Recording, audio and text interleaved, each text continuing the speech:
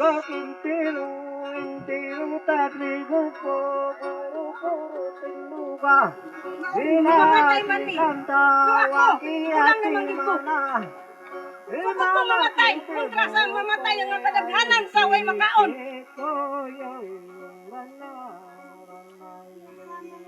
Mauna. Sige, mga anak, mga bata, sige, asa mo sa atong balay. Musulog ta. Ipaglaban ta ang atong yutang kabilin.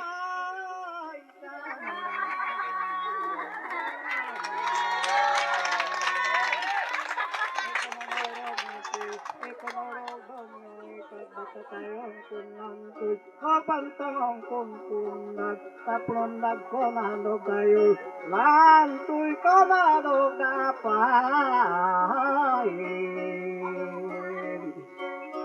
Ilay kong buona, kikakaranot malunang lang raw, kamamit ng sipong, kamarangit o gritukan, dapit o gikulan ay.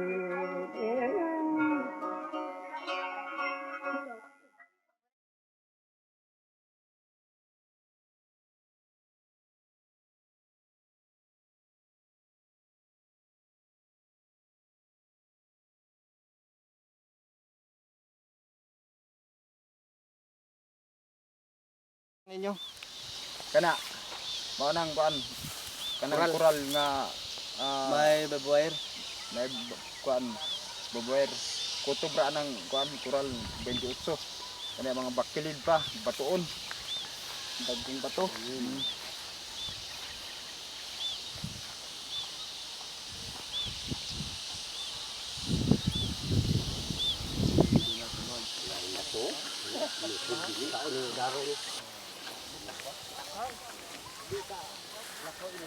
Tangi puling kuan 28 kuan batuon kay ipasuot ra man mi diha.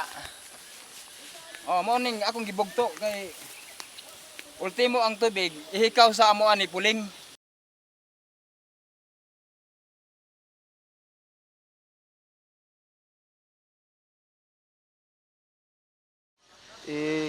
Binigay na sa amin tong lupain ito, lupang ni Nono. Pagkatapos na nagkandak ng installation ng NCIP. Pugong, pugong. Lang, kamang-kamang lang.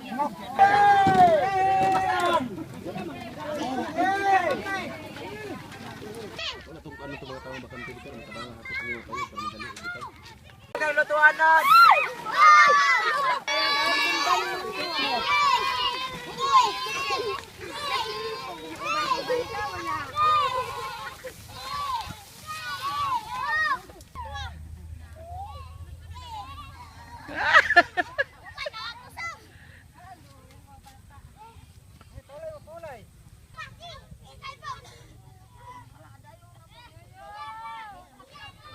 Makikita sa mga mukha nila yung itsura ng papunta na kami sa isang promised land, kumbaga kung sa term ko, isang promised land kung saan kami ay mabubuhay, makakapagtayo ng bahay, permanenteng bahay, at makakapagtikad o makakapagsaka. So sinundan lang namin yung kada bahay na binubuhat, isa-isang binubuhat ng mga tao.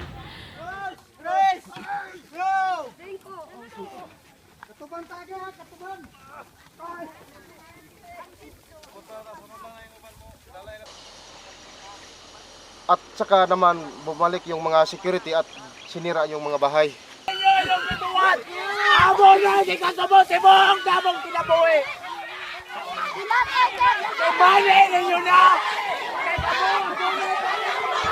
Kamay, pagkakas naman! Ano ba? Pagkakas!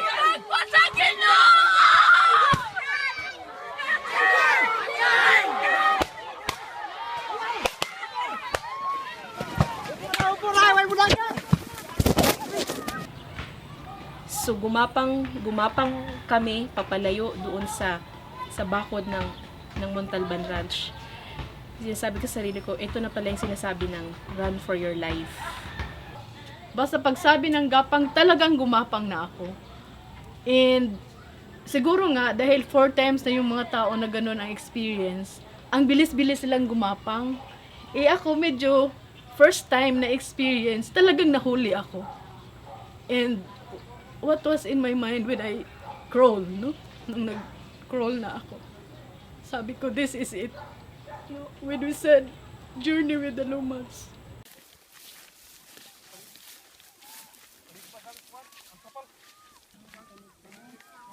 Ito ang bahay naman ni Dato Santiano Agdahan, yung chairman sa TINDOGA.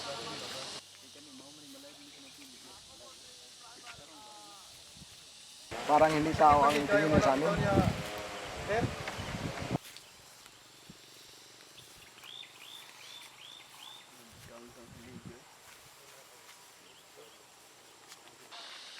Pag lapitan nilang bahay, paputukan nila, tapos susunod naman ang mga tao pag magsira na sa bahay. At ang yung iba naman, sila ang nag-ano ng mga tao, sila ang yung ibig sabihin yung palabas ang iba ng mga security. Medyo nagulat ako nung nakita kong sa malayuan pa lang, marami-rami. Yung may armas, kitang-kita kasi. Agad-agad sinabihan kami, walang usap-usap, layas kayo, sabing ganon. So kitang-kita namin yung armas, iginaganyaw, winawagayway sa amin. In the meantime, paglingon ko sa bandang kaliwa, meron ding may hawak ng, ano ba tawag dun sa baril na maiksi? Nakatutok na ganun dun sa bandang meron bahay din na nailipat.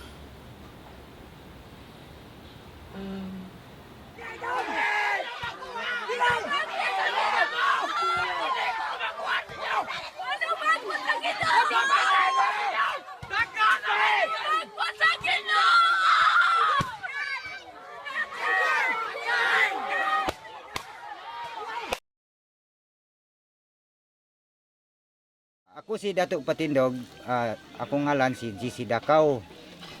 So, nitong mga panahon na sa 2012, nagplano may mga tribal leader uban sa mga kauban namong mga dato. Nakasabot kami nga musulod ni anang bulana sa Agosto 1. So karon niabot ang panahon sa Pitsa 1. Apan pag abot na mo sa oras sigud sa hapon na, kapin kung kulang alas 4, kalit lang adunay mga tao nga nagbutho o nagdala sa mga armas nila nga gitaguan pa nila. Dayon uban sa mga trabahante, uban sa mga espading o mga bunal nga gipandala sa mga trabahante ni Pulin. So kato, abi na mo unsa tong mga tawhana, di wa lang pud mi. Kalong kay pag taod-taod sa miabot na sa alas 4 gyud ang punto, kalit lang sila nagbahada o nagpatumong sa amoa. Dayon dito dayon sila namusil sa amoa.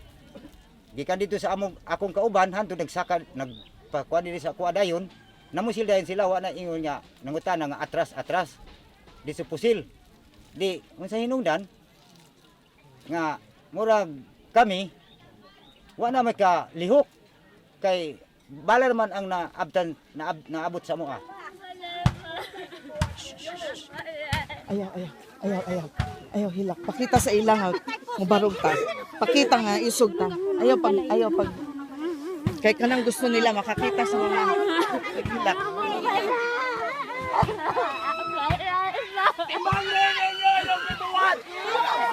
Kuya, sino kaya na ba?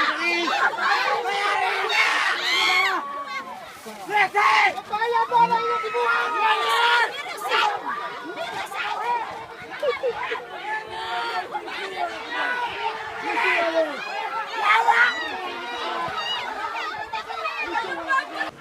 So ang maong Solidarity Mission, adunay mga nagkalain-lain nga makalihok-kan nga among gilunsa didto. So usa niini ang among pagpakiglambigi o pagpakighiusa sa mga membro sa TINDOGA. Ilabi na diha sa pag-imbestigar sa itabo sa ilahang katilingban. No nga diin maski na ilahang kinabuhi mismo ilang pagpuyo no walay klarong seguridad.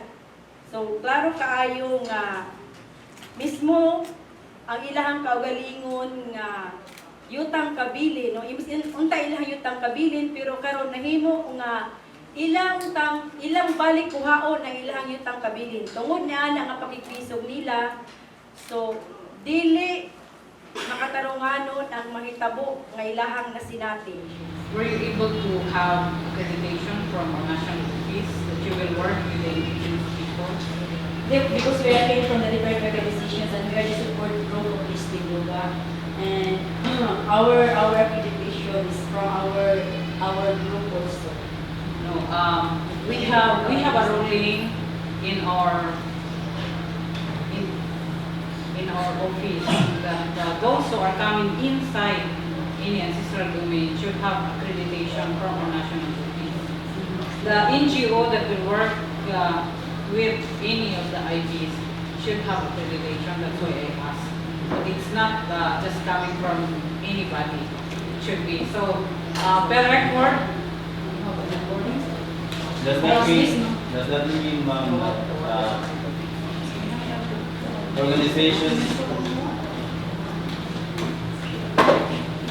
does that mean, ma'am, that there is a restriction to work with yes. So there is a restriction. Okay, Father, are you sure that you should work with TINDOGA? Do they really need your help? Si Father, there is nagdarma ani? Bishop. Si Bishop, yun ang nagdarma. That is a statement of Bishop. So siya ang nagsulat. Nga sa i-raise nito na yung mga questions kung dapat kami makik-work with TINDOGA. Sa among kabahin sa karapatan, for example, ito medyo maitid man to sa nga istoryano kung tanos sila or whatever. Pero the mere fact nga nakabati may nagipamusil sila dito. Ayun, sulti kasi may nanagid may diha. Kaya bisan pag kung sila masala sa bisan kung sa napahagi, dili pwede nga pamusilon ba sila or whatever. So mo nang namin, aron mag-investigar, makita natin kanang kahit nang dito kay ang karapatan lugay naman gapakpayon lugay naman ga-investigar. Lugay naman may nga nagakinot sa kamatuoran sa mga pagitabo. So maayo man nga mag-investigar man mo maayo, mag-investigar ko may maayo, aron nagagandang makakita sa kahintang kay alam man sa Lumad, alam man sa ilahan. Mas may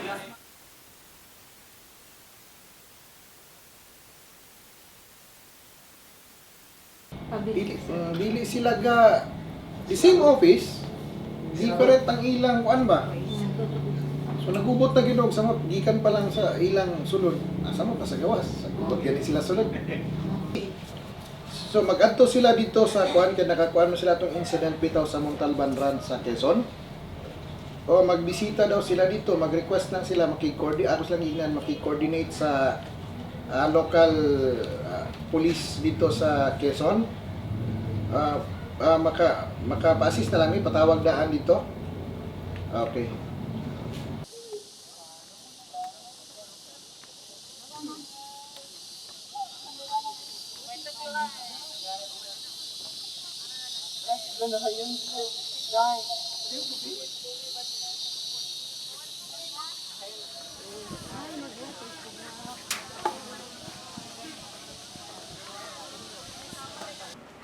Aduna usay mga hitabo sa ilaha tungod ini nga mga hitabo ang mga kabataan o mga kababayan aduna usay nagkalain-lain nga kasinatian nga ilahang nakuha no ilabi na ang trauma panahon sa mao nga hitabo.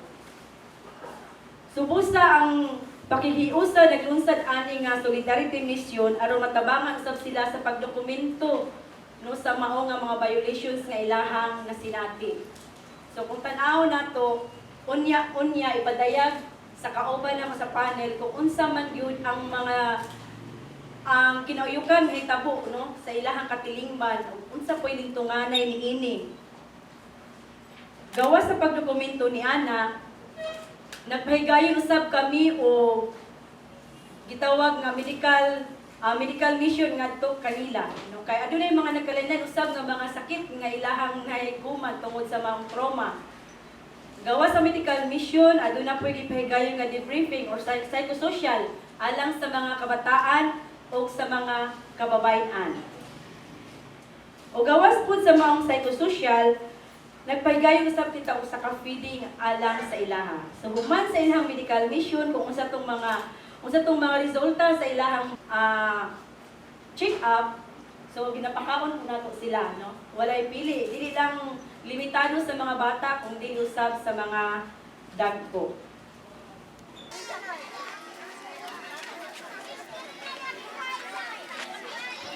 Ang summary sa na-document sa karapatan o kauban ng mga documentation team mauni. Ang frustrated extrajudicial killing atong giihap og appeal kadtong ang Dato Jesse unya mo sa ni kang Dato Andong sa dihang ang iyang balay kaning lumpagon na ni react siya of course ni tindog siya ni singgit batok sa mga nagguba niini nga mga goons ug mga guards. Itiunan siya sa armas, maayo na lang gani kay sa wa pa makaglit, naingnan na siya nga hapa.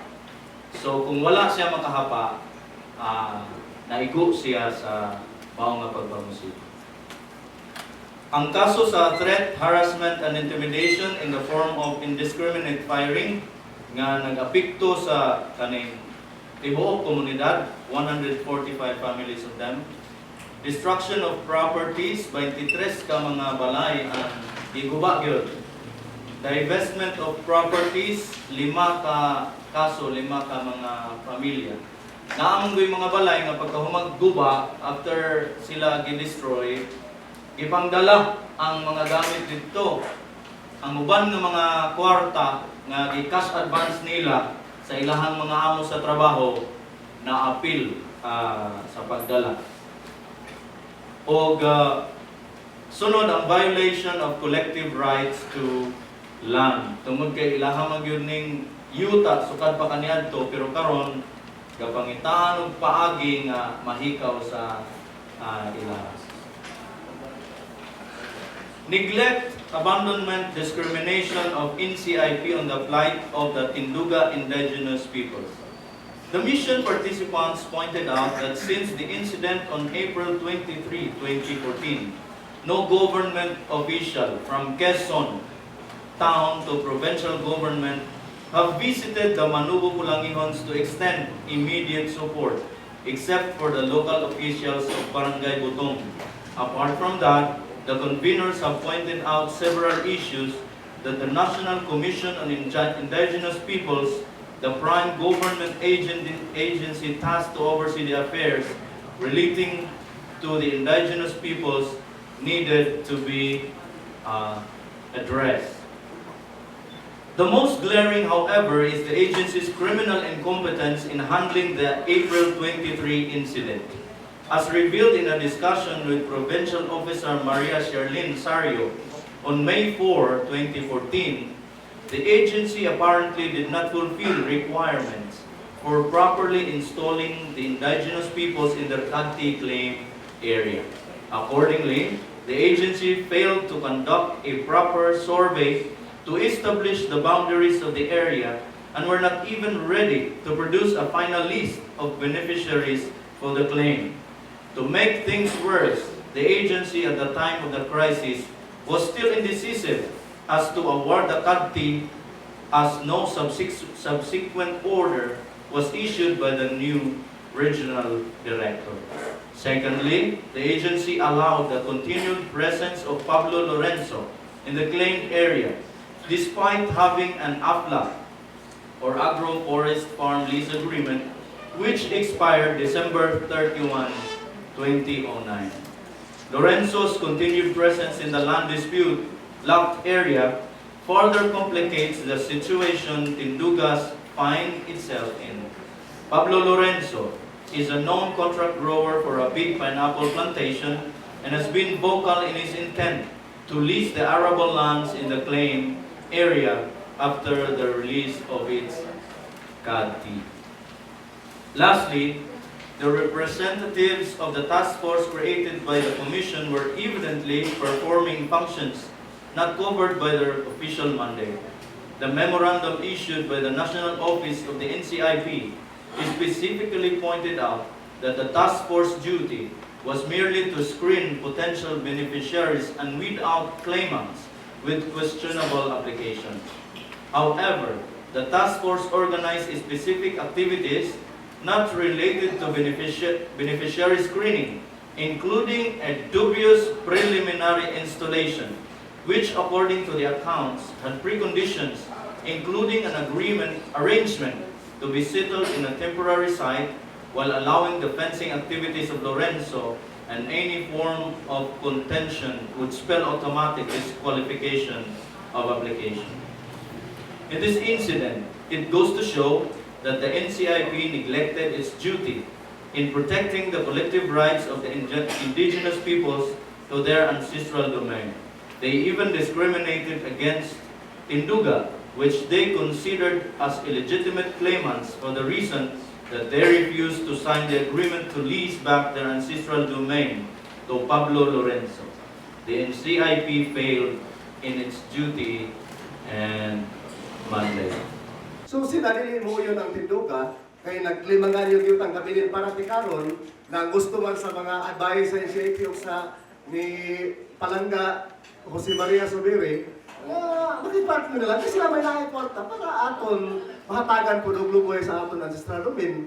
Nang sila dili gusto kay kamay ra, napakay sarap ko kay sila mabayad sa susumbi, so na kay iya sa Lumad. So diha ang hinungdan, nanining ko sila gipadapin sa NCIP, nagiingon nga dili sila lehitimo nga mga klebante nga nigawas daw sa task force ng gihimo sa NCIP sa ilang survey silang genealogy nga sila dili daw mga lumad diha sa area.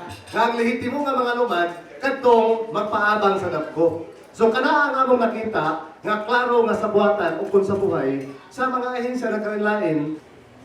Mismo gyud sa ako lang paglantaw diha.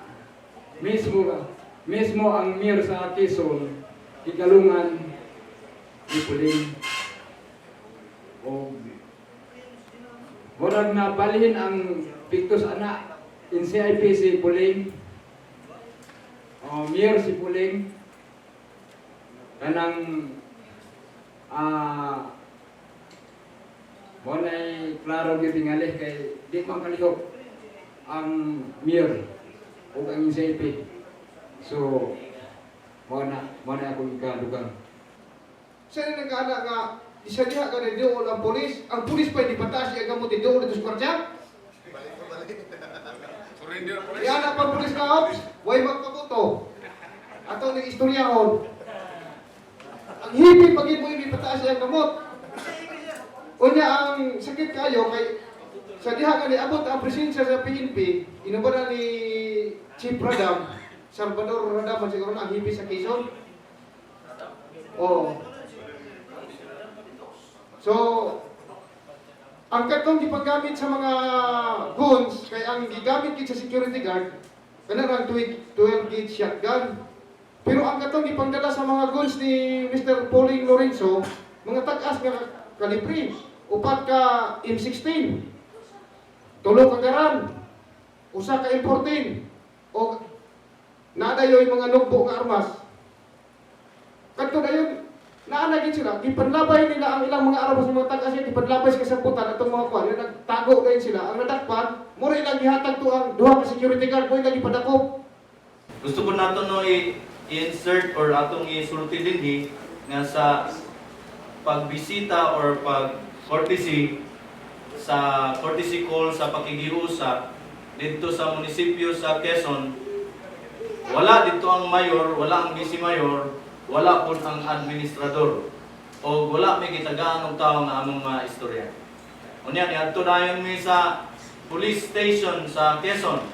Wala dito ang chief sa istasyon, wala po dito ang chief investigator o wa nila tagaay og mga istorya. The mission calls. Number 1, for the local government units. We call for the local government units to pressure the NCIP to take care of the processing of the ancestral claim of TINDOGA and all claimants. Number 2, they provide technical assistance, particularly for the completion of the survey of the gov't. Kaya ang isa sa reklamo sa provincial officer sa NCIP, wala kuno'y pundo. Sa punto nga bisan sila dili makabayad o mag-survey sa area. To provide much needed humanitarian assistance such as food and medicines to the indigenous people. Labi na ang tinduga nga nabiktima sa kaning harassment. Conduct a separate investigation regarding the events which transpired on April 23 to prosecute the real perpetrators. Mobilize all the mandatory IP representatives to act on issues affecting the indigenous peoples. Our calls for the National Commission on Indigenous People. First, that they conduct an investigation regarding the intervention of Pablo Lorenzo on the ancestral domain claim. Nakita mong good sa mission team nga si Lorenzo dapat wala na ilabot sa area tungod kay sa 2009 pa ang iyang afla ni-expire na. Pero naapagyapon siya diha kapadayon. In fact, siya ang pinakaunang rason sa pagkabahin-bahin sa mga kaning mga lumad dinha nga nabahin sa Team A o Team B kaya mo ba niyang ipamalit o niyang ipasunod sa iyahang kagustuhan. Letter B, following substantive investigation, we urge them to issue an official statement on the April 23 incident and the status of the gov't application.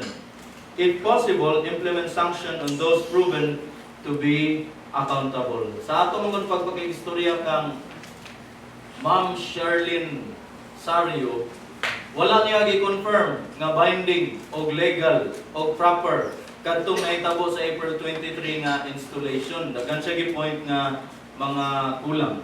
Pero ang nangadto dito nga mga representative na-claim yun sila nga kaning mauna to.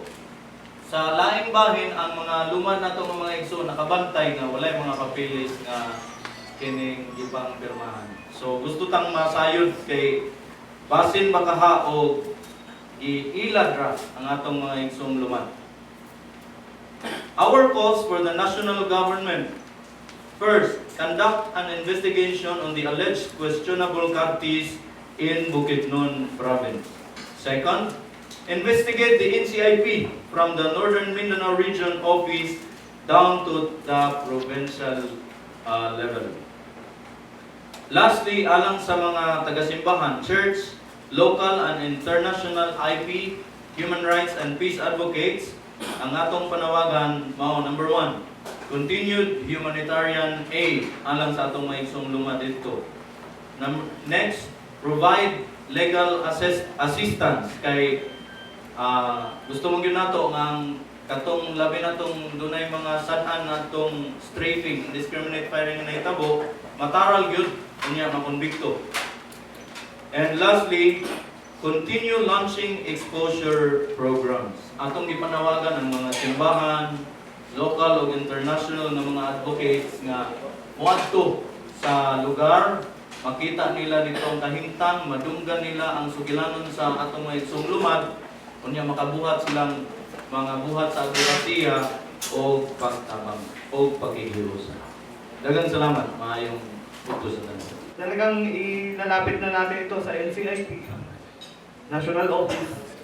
Katutulungan natin yung may organization din na makatutubo sa national, yung Kalipunan ng Katutubo Mamamayan ng Pilipinas, yung CAMP. At meron din kaming mga iba't ibang alliances na nabuo na advocate groups na makatutubo doon sa Metro Manila. Tapos gusto rin sana natin itong case sa UN, United Nations. Dahil yun nga, meron silang may UN Special Rapporteur, tapos may UN Permanent Forum on Indigenous Issues. So, lahat po na ngayon ay pwedeng ilapit yung kaso na ito at hindi lang ito, kundi yung marami pang iba't ibang problema sa lupa ng mga tutubo sa Bukidnon at sa Northern Mindanao. Kabilin! Dipinsahan! Dipinsahan! Panaligtan!